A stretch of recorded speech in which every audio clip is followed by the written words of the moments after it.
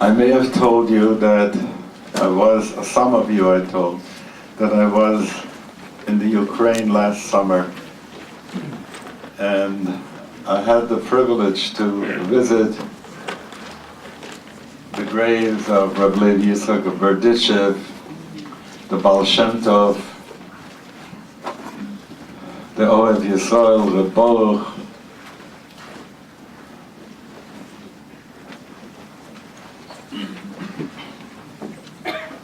Reb Pinchas Koritzer, the Maggid of Mezrich, and Reb Zushe. Reb Nosson, whose yahrzeit was yesterday, and Reb Nachman. And one of the purposes that I saw for myself was going was to connect what we are doing with what they were doing. Because I don't want people to have to say to us, that we represent a break from that holy tradition. So if there is a way of making a graft on that tree from where we are, it's important to do that. And my feeling is that we are now grafted to that tree. I have other indications, some of which are what we call libe lepume loigalye. The heart doesn't even tell it to the mouth, you know? Things that happen on the inside. The Baal Shem Tov, before he passed on, said that he would like Reb Michael Kosacoff to sing his nigun once again. And he made a promise and said, wherever you're going to be, whoever you're going to be, if you will need me to be your prayer partner, sing this nigun and I'll become your prayer partner. So you can understand why this is such a moment in which I would like to invoke him.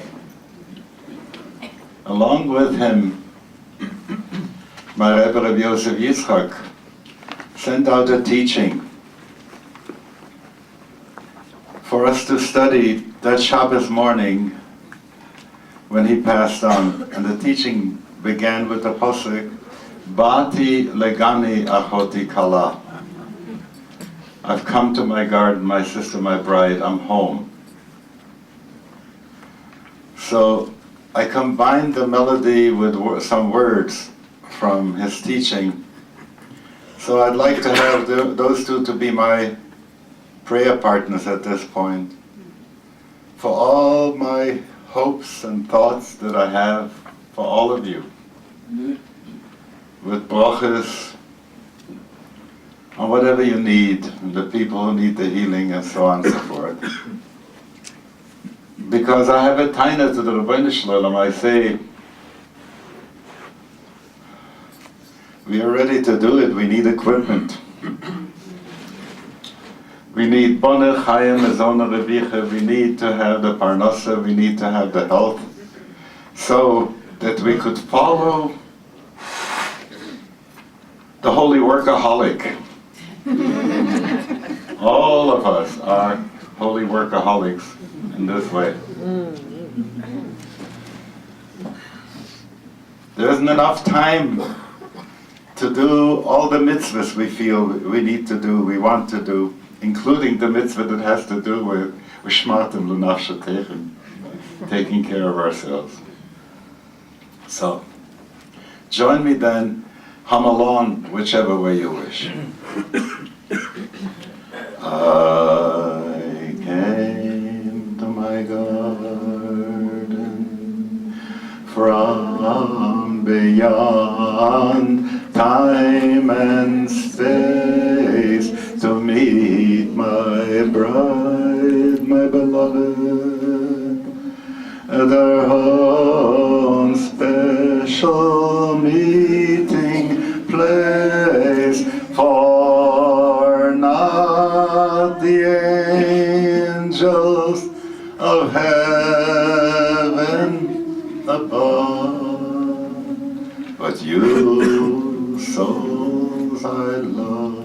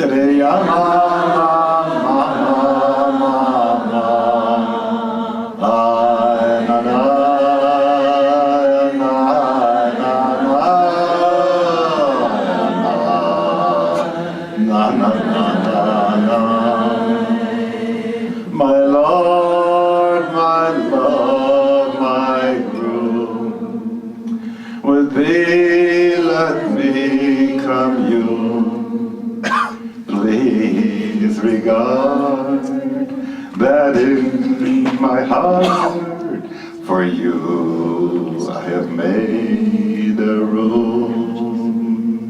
Today, na na na na na na na na na na da da da da da da da da.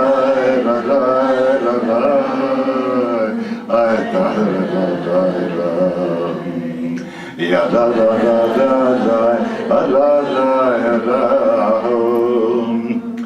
da da da da da da da ya da da da da da ya da da da da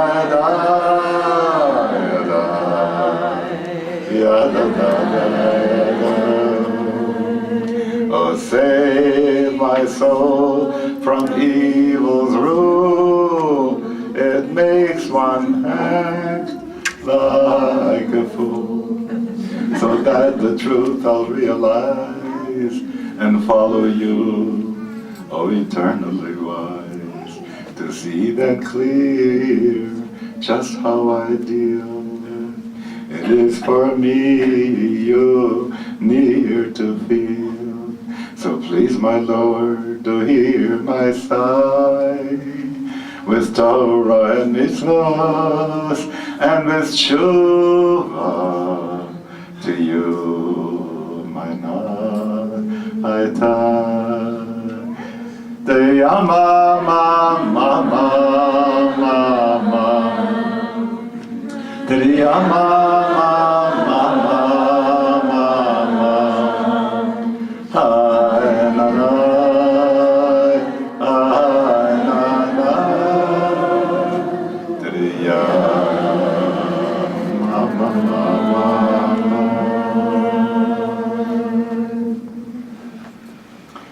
Sometimes I wish I had that kind of sight, that I would be able to see those neshamas that are here with us from our ancestors who are having nachas from us here.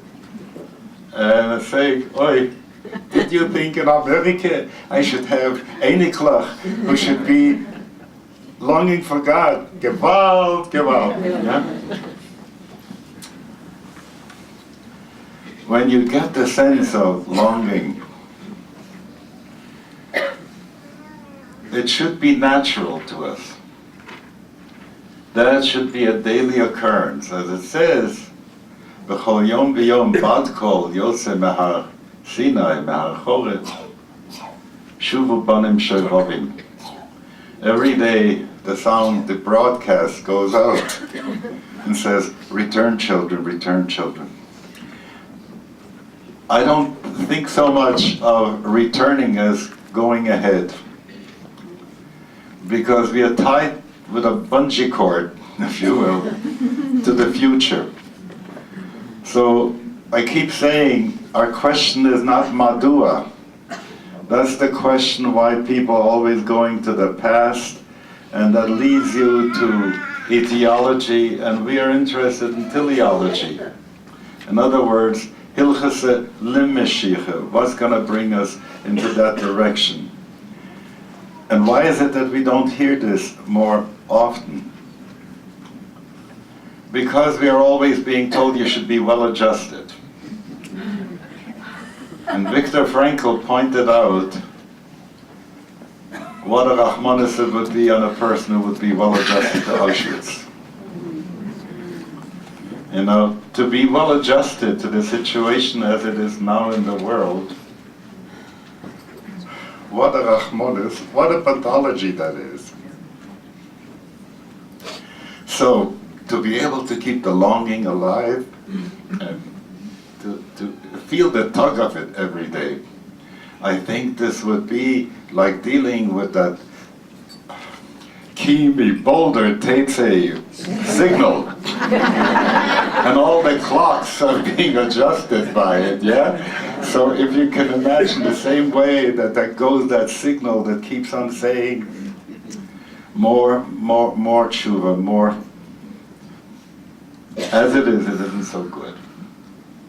Reb Nachman once put it this way, he said, they tell us there is a Gan Eden. Oh, it's so good in the Gan Eden. And there's a Gehenna, oh, such sorrows in Gehenna. And then they tell us there's an Olam Hazeh. It isn't Gan Eden, it's not Gehenna.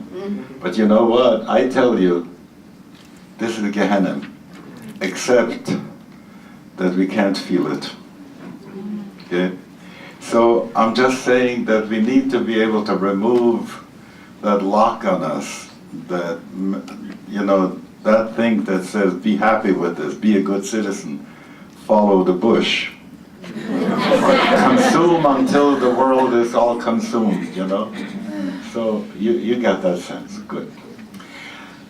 All right, these were the few words I wanted to say before I start speaking.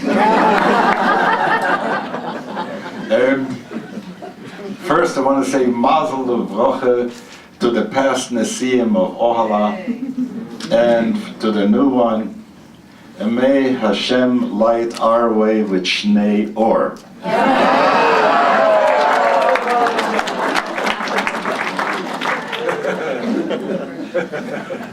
As I was preparing for this, I was praying, how am I to serve at this moment with a real contribution, you know?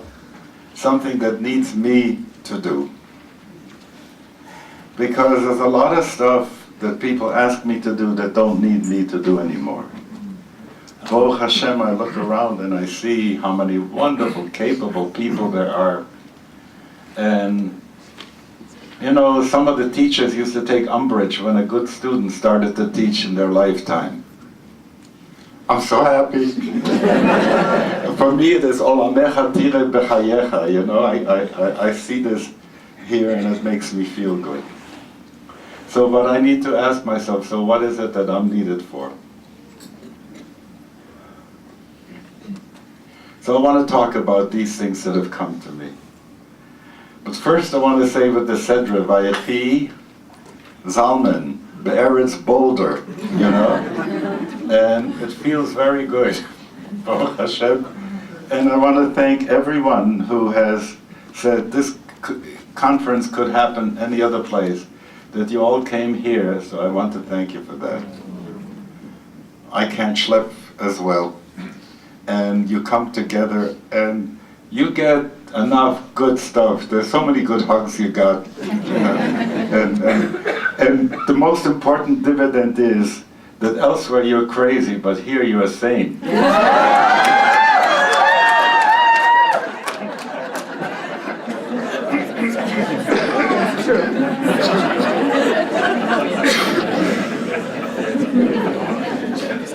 So there is an Indian in the center of Heaspa V'Agid Alachem.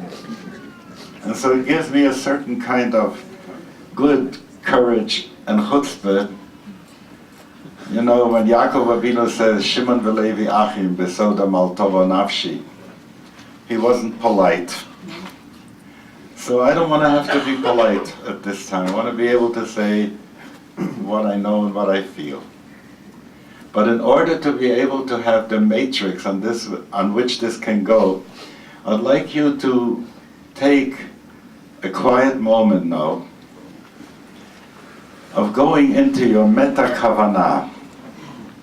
You know, there's kavanot, little ones, and there's a great kavanah l'shem yichud, and behind that l'shem yichud, behind those words, there's still a deeper kavanah that has to do with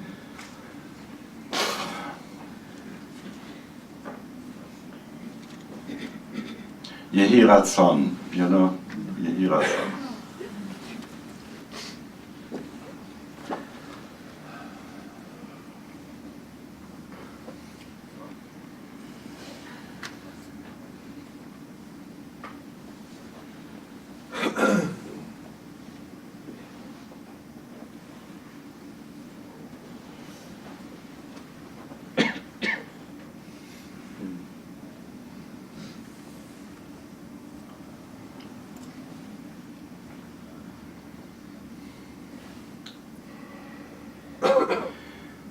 So I hope that I have your consent to be able to speak what's on my heart.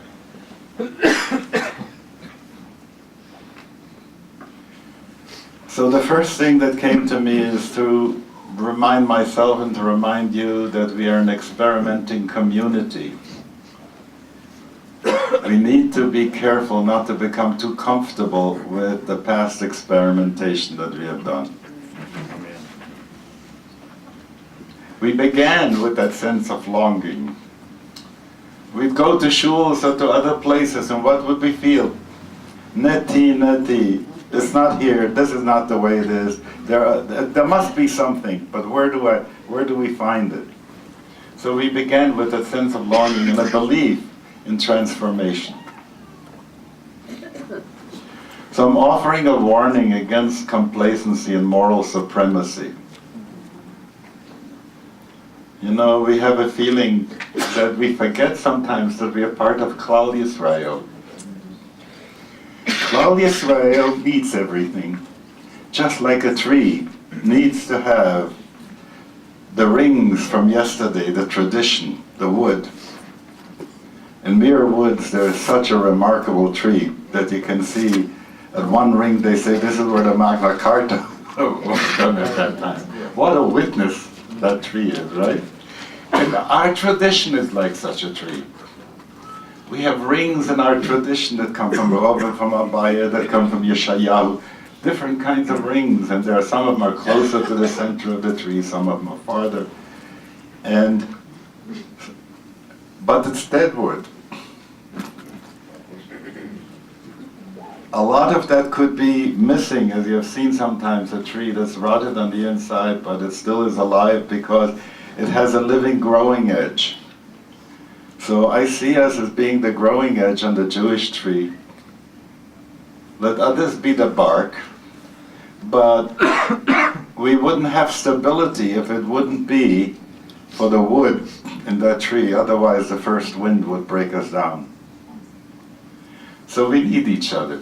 So the issue of moral supremacy over these people and those people, once you have an organismic understanding how we all belong together, how we are integral to each other.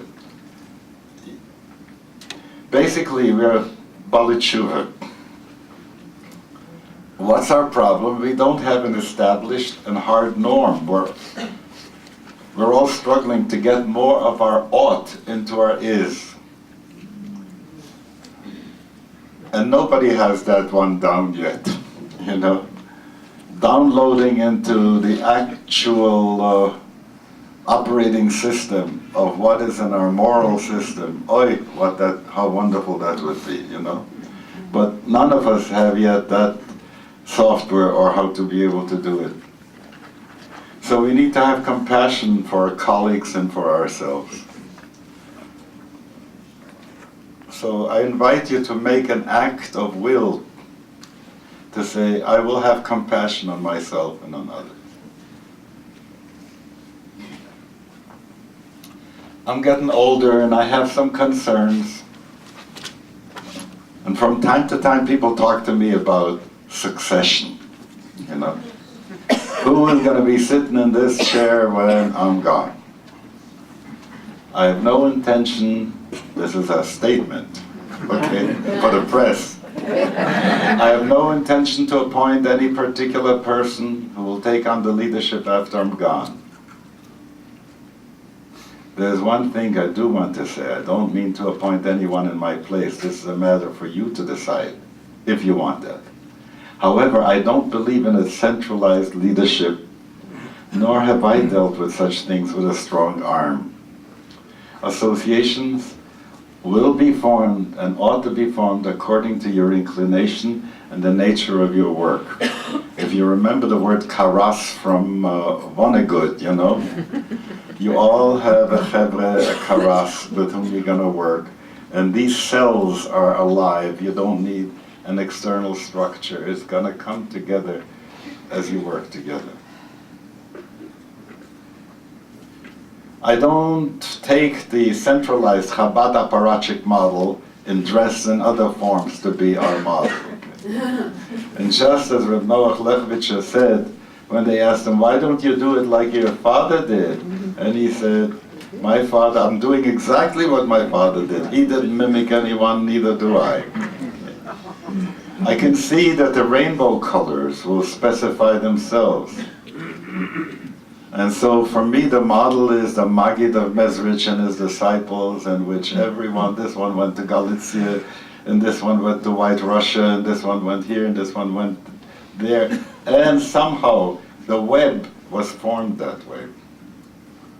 Diversity in broad range is so important to have broad range counsel, not so much for governing as to keep communication lines open between the clusters of opinion and practice.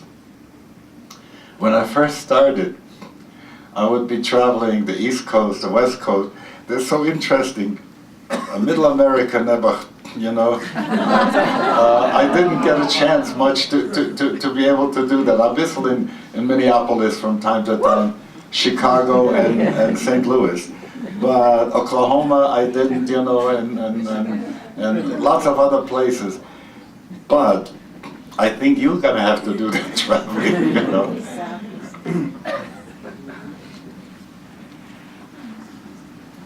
So when I did this, I found after a while that there were people in this place and people in that place who should be talking to each other. And it was very hard for me to be the only communication system between the various places, and that's how we had the first Ohalah, to bring people together from all those communities. And this is how we grew. And so, communication, not governance, okay? I do hope that the relationship between those associations will be harmonious.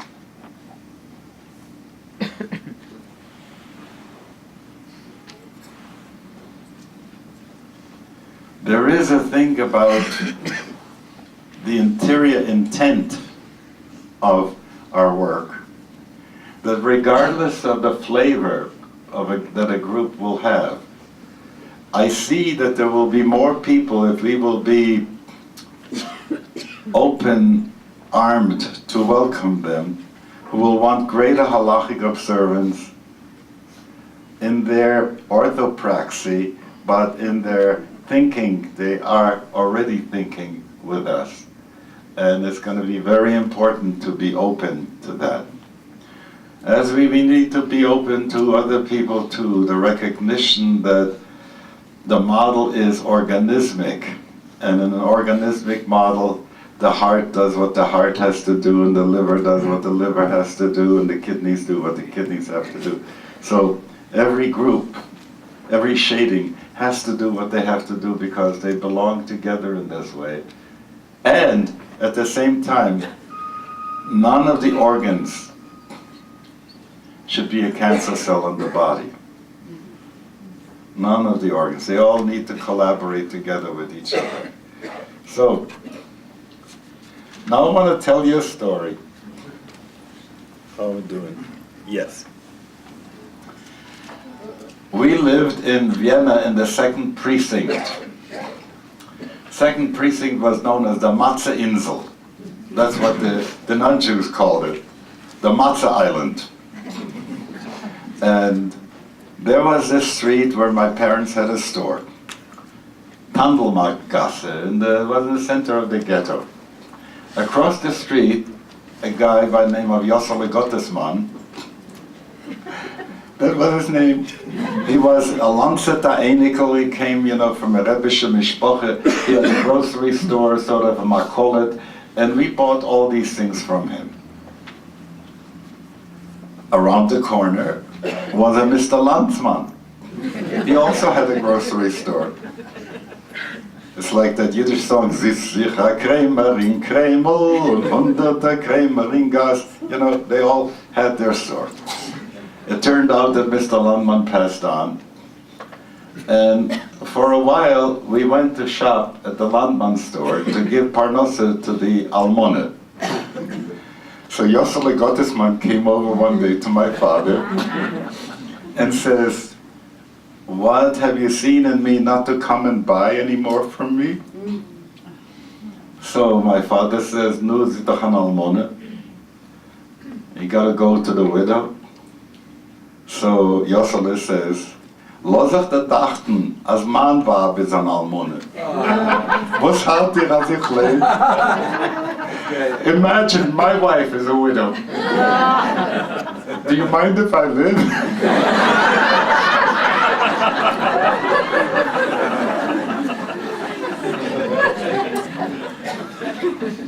I don't want you to nudge me anymore.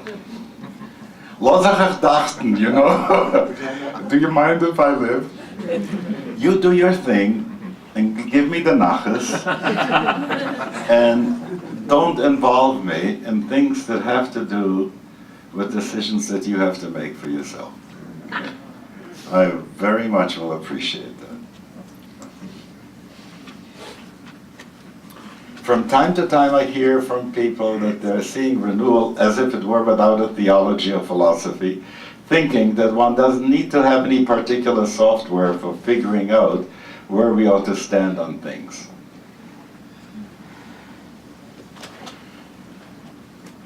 I think we have a right to speak what we have, despite the fact that it may not have quotation marks that come from Bible or from Mishnah or from Midrash.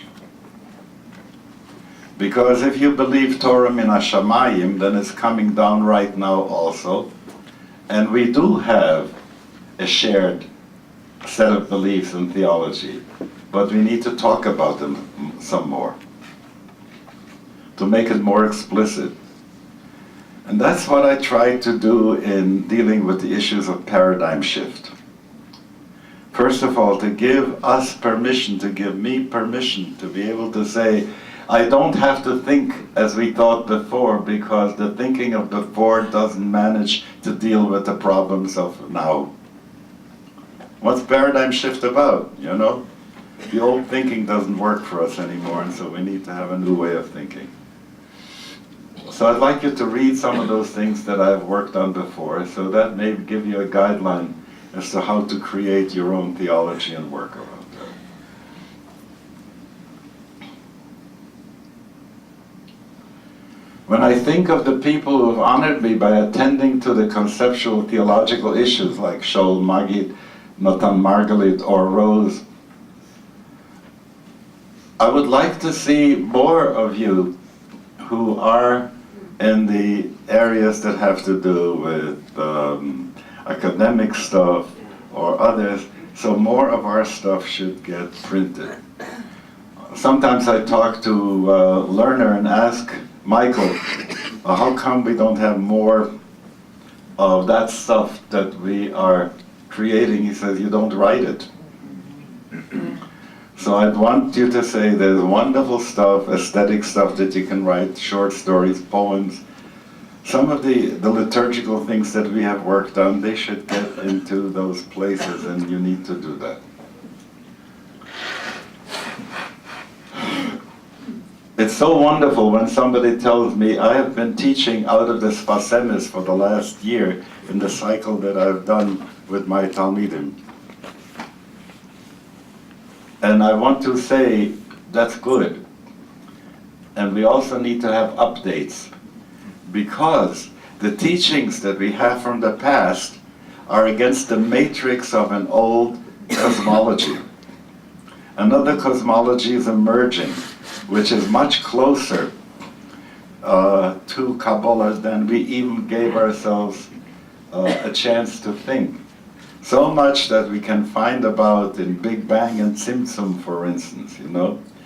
Anything that we are trying to understand about quantum stuff, non-local phenomena, the way in which mind reaches, and so on and so forth. These are all the kinds of things that are now coming even into what's called scientific thought. In other words, the myths of science and the myths of Kabbalah are beginning to merge more and more, and so we need to bring about updates. When I met with the Dalai Lama in Vancouver, I raised with him a question. You have the Theravada, that's known as the first turning of the Buddhist wheel, and you have the Mahayana, the second turning of the Buddhist wheel, and you have the Vajrayana, the third turning of the Buddhist wheel. It seems to me that you're now working on the fourth turning of the Buddhist wheel. That's to say, the Buddhism that comes to America at this time, that's being celebrated when he does the Kalachakra initiation in Madison Square Garden, yeah, is not the same kind of, if you will, from Tibetan Buddhism that they had there. So I wanted him to say something. He was humble, and he said, for this you need to have Gautama himself to come. I'm not so humble. I want to say that I'm now at work with Reb Netanel in conversation and thinking and in writing about what I call the fourth turning of Hasidism. The first turning was at the time of the Hasidim Harishonim, which gave us the Dead Sea Scrolls and those people. And the second turning was the Rambam's children and grandchildren, the Maimoniya people, and the Hasidei Ashkenaz. And the third turning was with the Baal Shem Tov.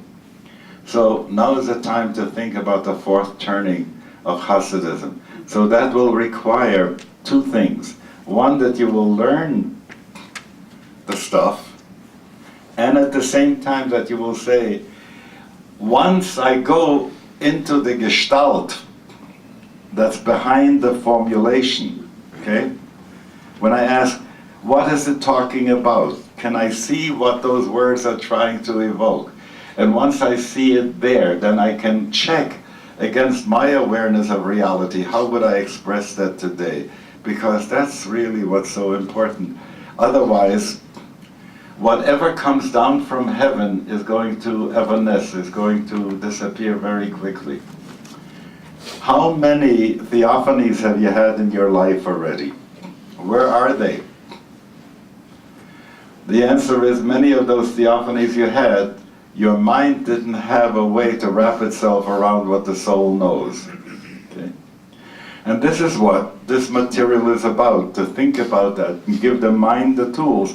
Then you can recall it and you can bring it back into your conversation. Then you can install it in your is operating system. So it's really important to do also the intellectual and beyond.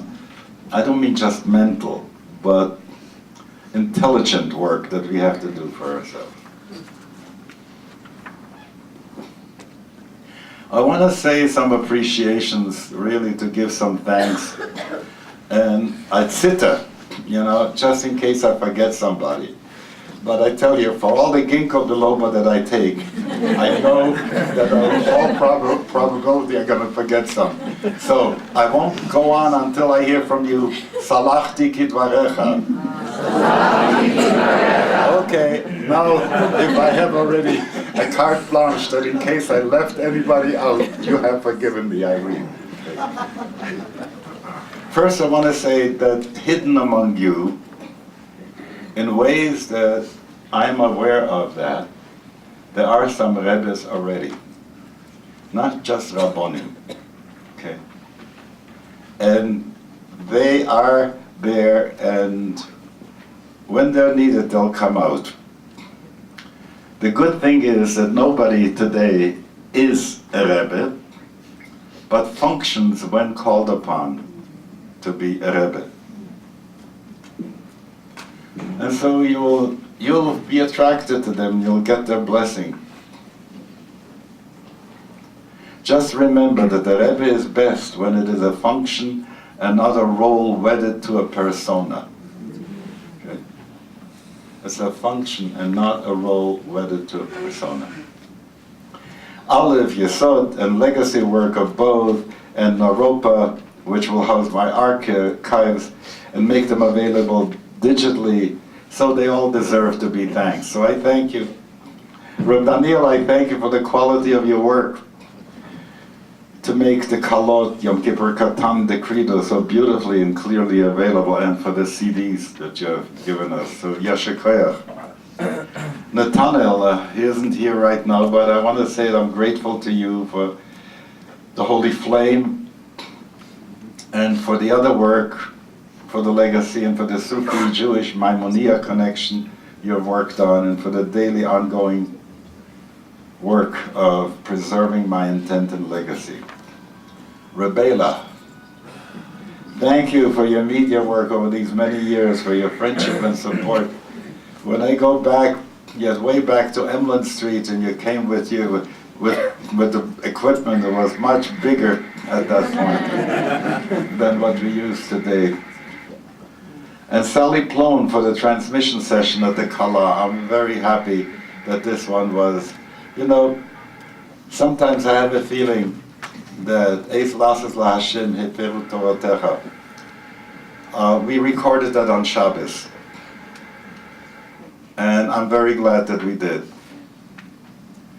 Because it was for Et Asher Yeshno Po, Veit Asher Neno Po.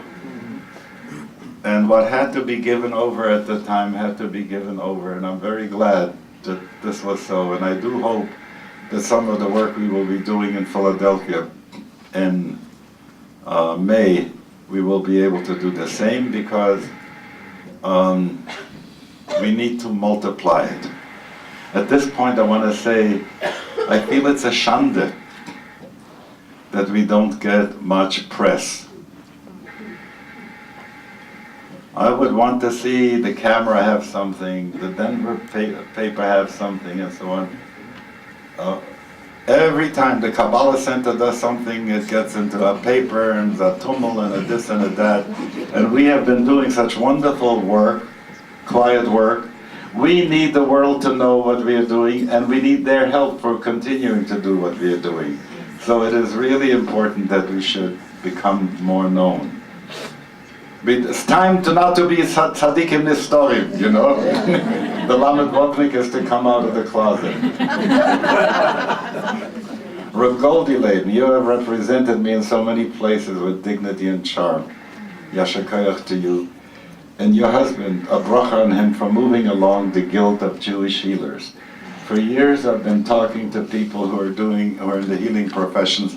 It's time that they should talk to each other and be able to share.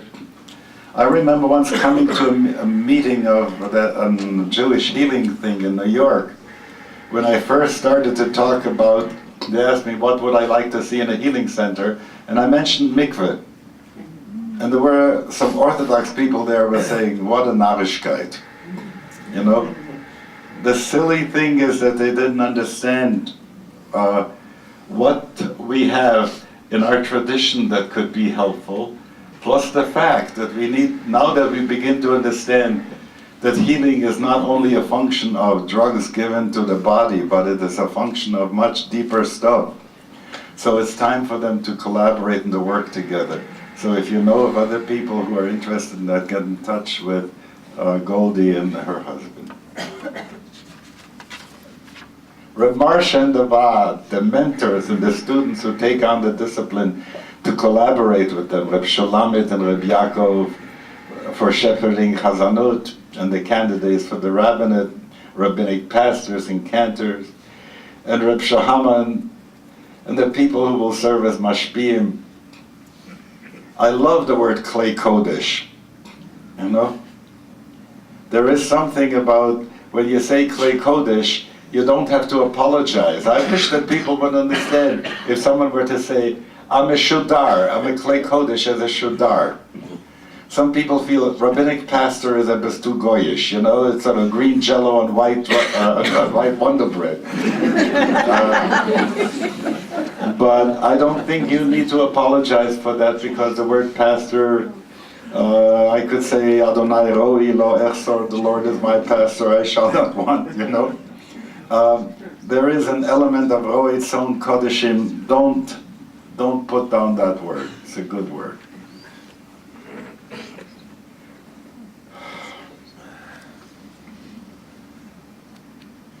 And here I just want to proclaim a warning, not to weaken the work of the Vaad and the mentors.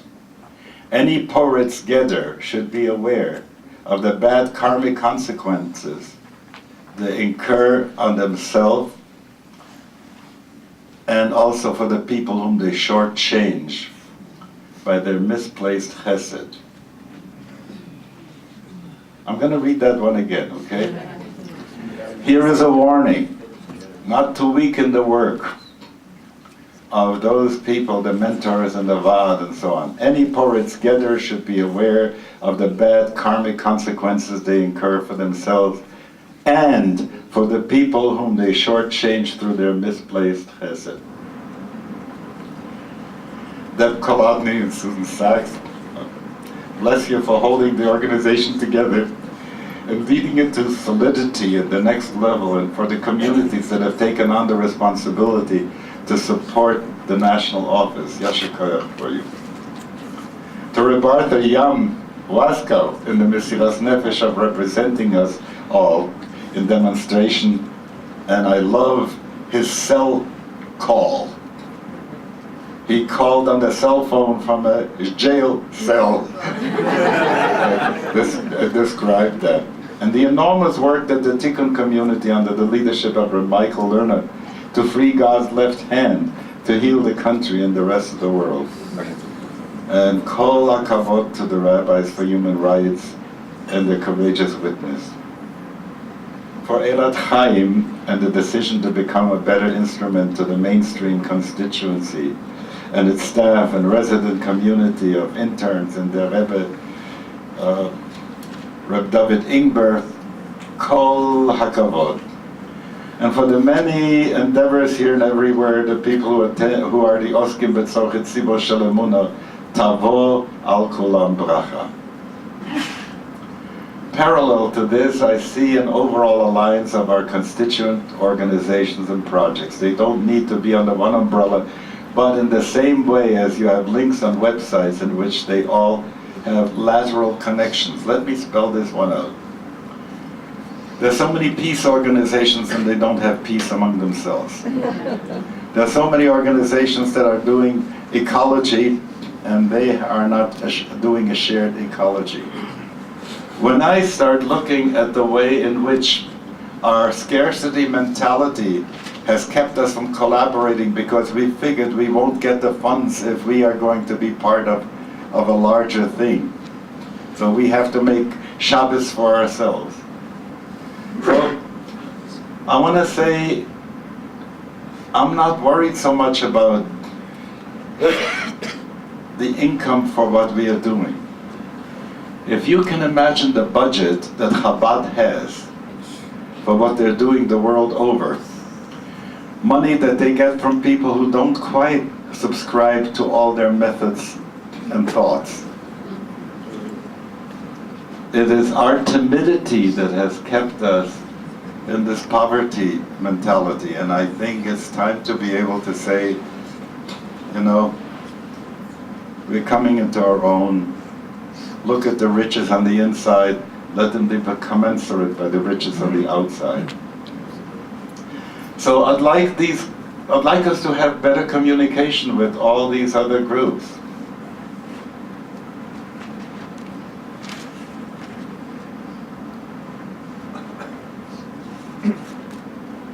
I would like to see our websites so linked to each other that one should be able to jump from one to the other with a sense that this is who we are. Reb Dennis, where are you? Yasher koach for fixing up Wikipedia.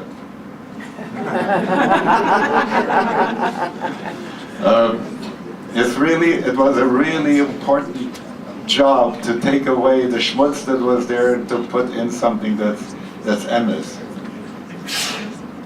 Reb Moshe Shorabor is about to create one of these links and websites, and Yasher koach to all of them. And Reb Moshe, I brought you something. Where is it? I'll give it to you later if I can't find it right now. It's a picture of Reb Simcha Bunim. Okay. Now, I want to bring something to your attention, that there is an increasingly larger number of people who seek conversion with us.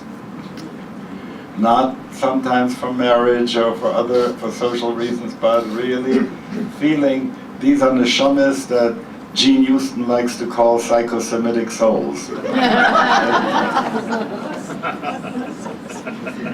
Often these are people who do not have a need to join us in order to build a family or maintain a family. There are times when an entire family seeks to be converted. I followed some of those families and found that the level of observance that they take on doesn't quite warrant a full conversion. Hear me out. It is very important to open up the possibility of B'nai Noach work. It is very important to think, to change our theology a little bit. Take a look, the silly thing that we have, that if somebody goes to Hinduism is not so bad. If Cholila v'chas, he's going to pay attention to Jesus, oi, you know? It's really time that that surface tension that exists between us should be a little bit softened. I don't find many people who believe in the Trinity on the Christian side in the same way as they used to force us during forced conversion times. I find that for many people there is a way of saying, you know, Lubavitcher Hasidim don't have a living Rebbe, and Breslov Hasidim don't have a living Rebbe, and Nazarene Hasidim don't have a living Rebbe. Once you get to understand it, then you can draw the distinction between the people who come because they want to convert you. And that's a whole other story, okay? It would be kedai to create a possibility of Yireh Hashem, Yom Runo Yireh Hashem, just as it was in temple times that there were the God-fearers who would come. They didn't need full conversion to do that. We are not doing them a Tevet to try to convert them fully, but to keep our doors open and our hearts open for them to come and share and worship the living God with us. I think we need to look at that again. The work Rabbi David Zassler has been doing, and that other people interested in the root and branch work, makes me think. Yeah, so I just said it, about that we should set up a study group to deal with this B'nai Noach, Ger, Toshav, and so on and so forth. Reb Nachman says, you shouldn't be old. But it looks to me that we are holding on to a vision that we are still the young people who have been instrumental in creating Jewish Renewal. If I don't look in the mirror, I think so. You know? I look in the mirror, I see who I am today. We are slowly becoming the seniors along with the boomers. Keep in mind that what we have pioneered in spiritual eldering will be serving people on the way. Check with Shai and Bahira, and you will need to do it for yourself. I'm doing my December work. Some of you are in July and August, but you're going to move into September, October, and November. And it's going to be really important to understand the new conditions under which you will live in your body and in your society, to be able to handle it right and not to get burnt out by trying to live up to a model that you no longer can afford to live. So while I'm saying prepare to be elders, I'm also saying we need to be open to the issues of the next generation. When I talk to the people who are the age of Yotam and Barya, I find that the usual arguments that I bring from the 60s don't work. Okay? It's really important to start hearing where they are and to address that. If we want it should be Dor Ledor, Yeshabach Ma'asecha, then we have to hear what that other Dor to whom we are talking is like.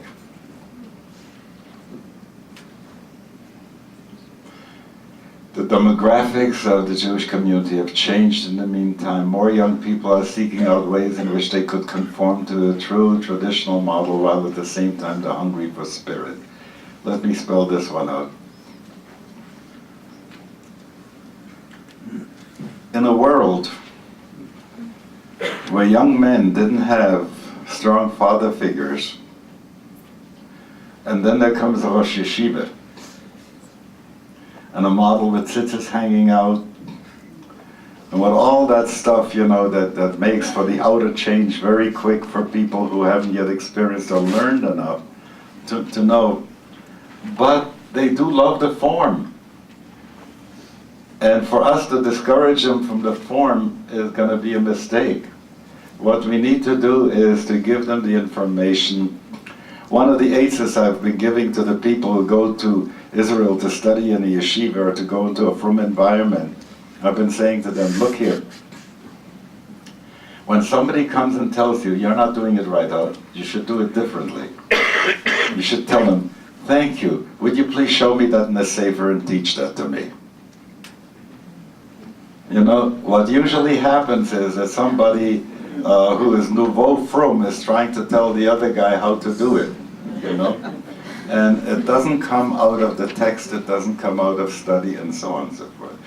We need to be aware that there are some people like this who will want something from us, and if we aren't open to their style of handling life, we are not going to be able to communicate with them.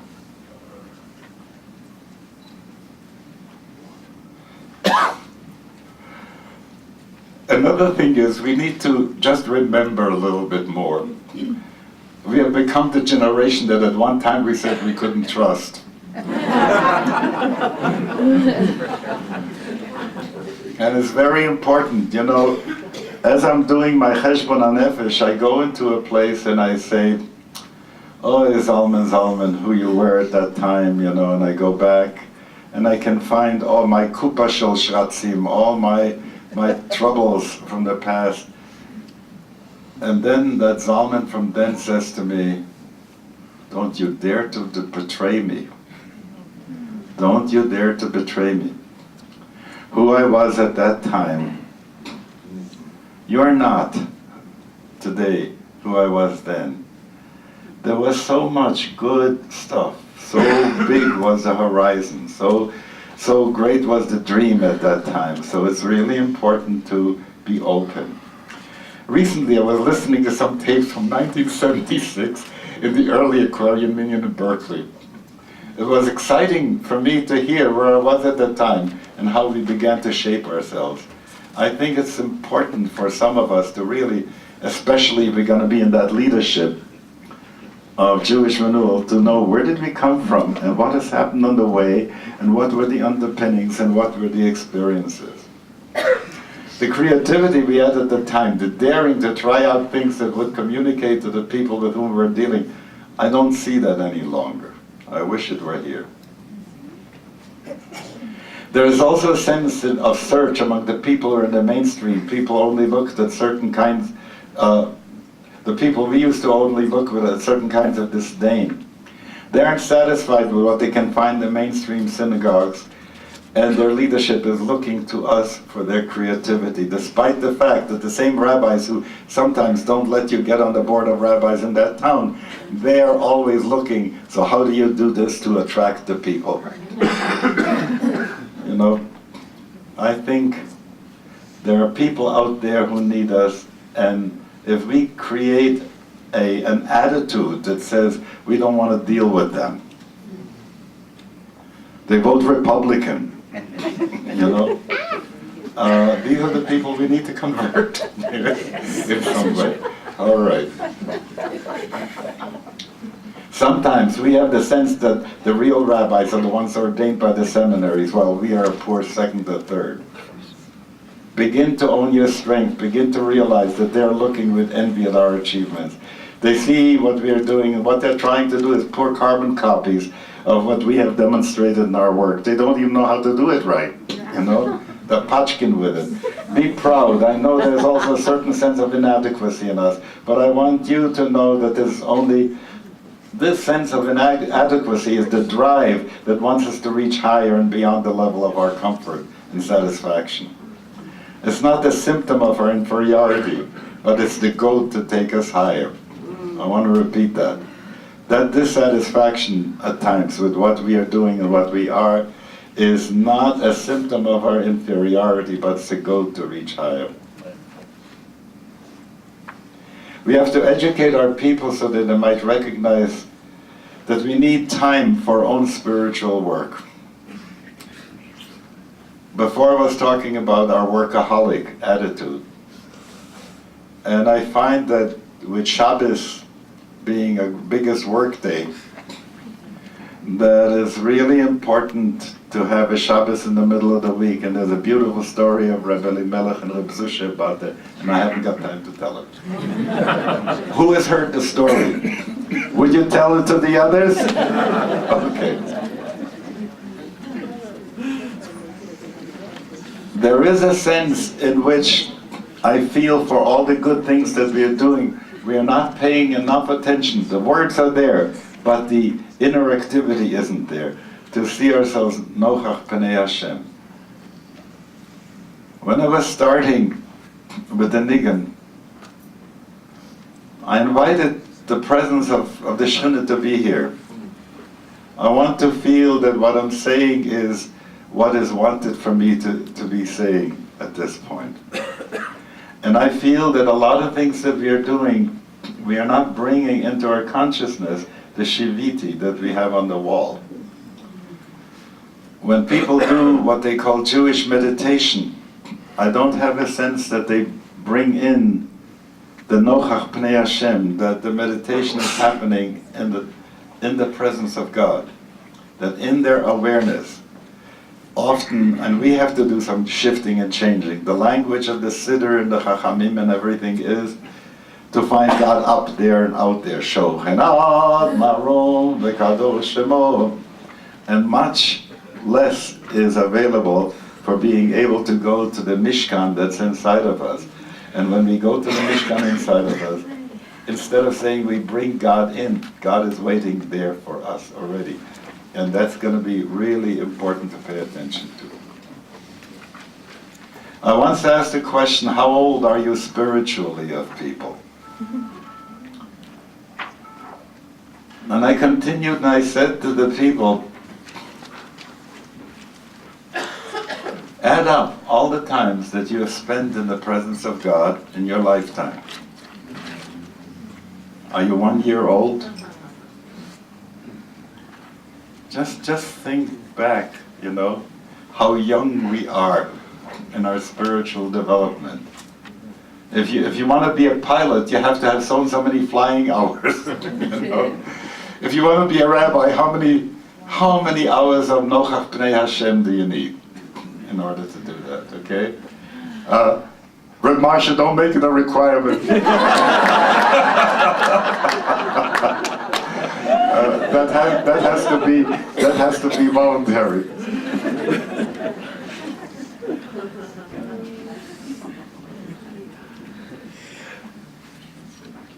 I'm coming in for a landing.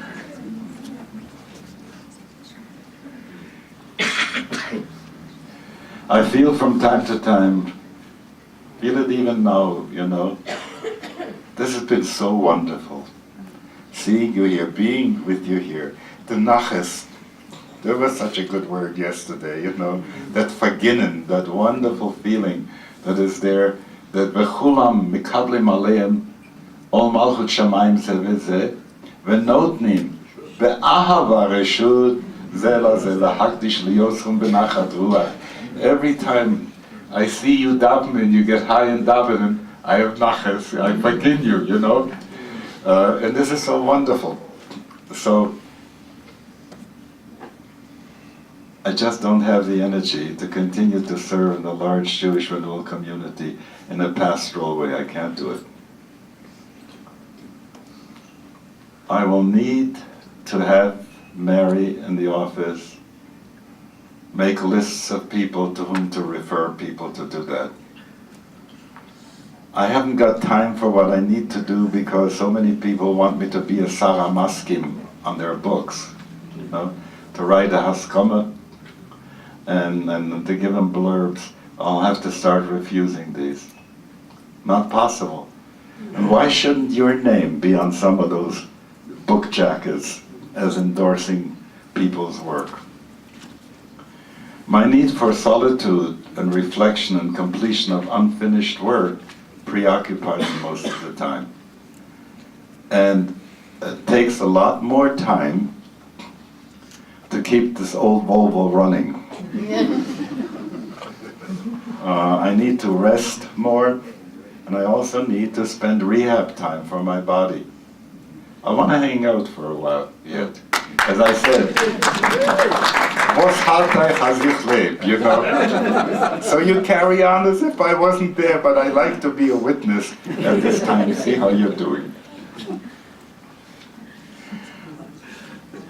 So having said this, there's always on the other hand. There are some people who have been in the field for a while and who have now experienced the live things so that another kind of transmission can happen. One of the tainas I had of the Rabbis who have just passed one after the other, was that they didn't spend their last years training the next echelon of Rabbis to be Rabbis. They still kept them as Hasidim, you know. It's really important to train people to become Rabbis, or to put it in another way, not to train them to become Rabbis, but to help them let their Rebbe come out. Okay? So from time to time, I would like to see some of you who have been in the field for a while, to give over to you some things that would have been premature at an earlier time. Premature because I didn't know them yet, and if I knew them, you weren't ready to receive them. So I suggest that some of you decide for yourself that you'd like to come in groups of 3 to 5 to be with me from time to time in Boulder for a couple of days of intensive work, so we might deal with things from halacha to Rebbe work. What remains now is to give brochas.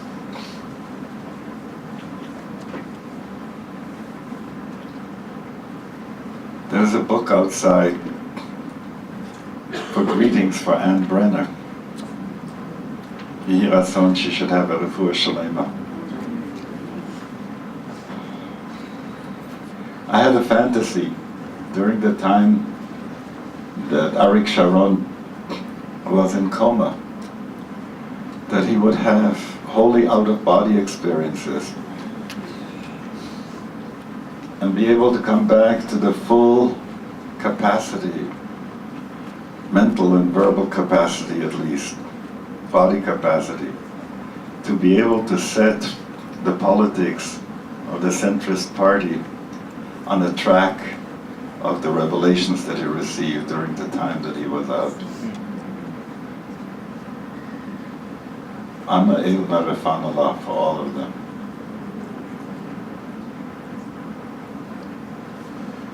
B'chol mi she'oskim b'tzorchei tzibur shel emuna. The Siddur says be'emuna, but you are the oskim b'tzorchei tzibur shel emuna.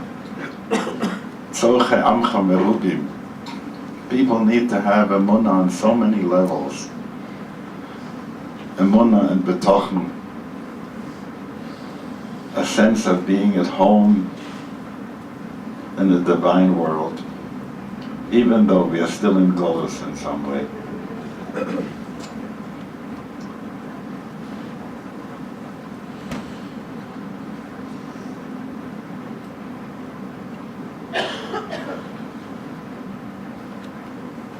So in that wonderful spirit of giving each other brochas, would you now, on the inside of you, give brochas to everybody here. Share your brocha pool. And whatever anybody will need, in Bonne, Chaya, and Mezone Reviche, in whatever realm in life that you will need a brocha, that from all of us to all of us, it should come down. With the help of the unseen ones who are here with us now. The Yeshiva Shel Mala, or the Yeshiva Shel Mata. Let brocha come down, Bar Yiskufa, Nahora Me'alya. And later on I'll chant Birchat Kohanim.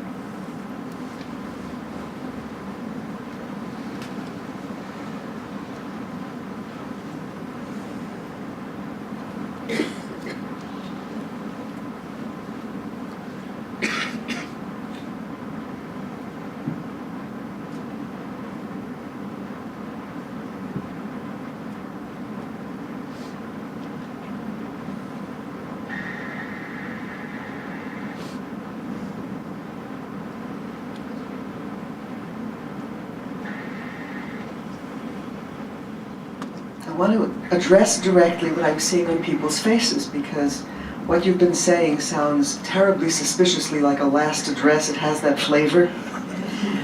And I've been looking around and seeing people going. And so rather than have us shushka about it among ourselves, we may as well say something. And that is, I've been hearing, among other things, that you look better than you have in years.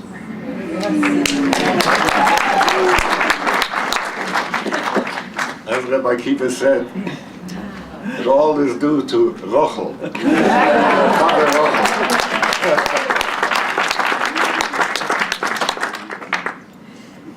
But I do want to tell them something very personal. My first impulse was to say, so since everybody, I see the faces and everybody's worrying, just like we give little bits of our finances into tzedakah, could we all commit, when we do our own tefillas, to give a little bit of heart and vitality towards your well-being? And then the thought came of the one thing you asked me when you asked me to marry you, and I asked, is there anything that you would need from me that I don't know? And he said, there's only one thing, and that is, when it's my time to go, don't hold me back. And I gave that promise. So I give that over, and what I would like us to do in our own tefillas from here on in, whoever is willing to take, should you be willing to take on this assignment, it has to do with giving our heart and our forgiven and our energy towards your completing with love and with grace whatever tasks are really your neshamas to do, whether in this world or in other worlds. Amen. Do I have your agreement?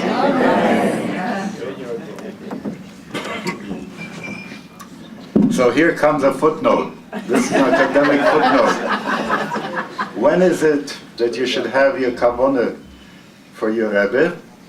When you say, Dor sheyichudcha kevava shomreim, in the Ana Bechoach.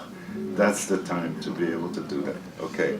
So, when I do Birchat Kohanim, sometimes people do the stupid stuff that I don't know where they learned it, that they turn the tuchas to me because you aren't supposed to look at the hands of the Kohen.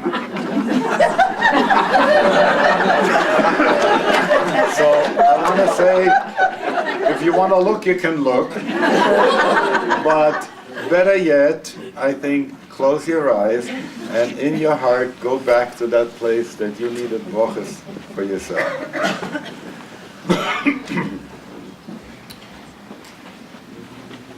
Baruch atah, Ya Eloheinu, Chei haolamim, asher kedishanu b'kedushato shel Aharon, v'tzivanu levarech et Amo Yisrael be'ahava.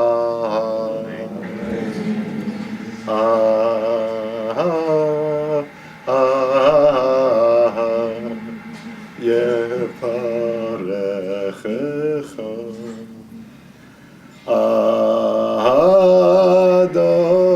Adonai ve'yishmerecha. Nu. Ya'er Adonai panav elecha v'chuneka. Yisa Adonai panav elecha v'yasem lecha shalom. Remember how we used to always cringe when we were saying Tfilat HaDerech about the Chayot Ra'ot on Mitra and all this stuff on Mitrakshot, you know? And now that you're going to be flying in airplanes and so on and so forth, that now have air marshals, it makes a lot of sense to say, Yehi ratzon milpanecha ya Eloheinu v'elahei oreinu shetolicheinu leshalom v'tatzilteinu leshalom v'tadricheinu leshalom v'tagiyeinu l'mchoz chefseinu l'chaim u'l'simcha leshalom v'tachzireinu lebeiteinu leshalom v'tatzilneinu mikaf kol oyev ve'orev v'listim v'chayot ra'ot b'derech u'mikol puraniyot ha'mitrakshot v'ad l'olam v'titneinu לכן ולחסד ורחם בעיניך ובעיני כל רעינו ותגמלנו חסדים טובים ותשמע כל תפילתנו כי אתה שומע תפילת כל פה. ברוך אתה יא שומע תפילה. אמן.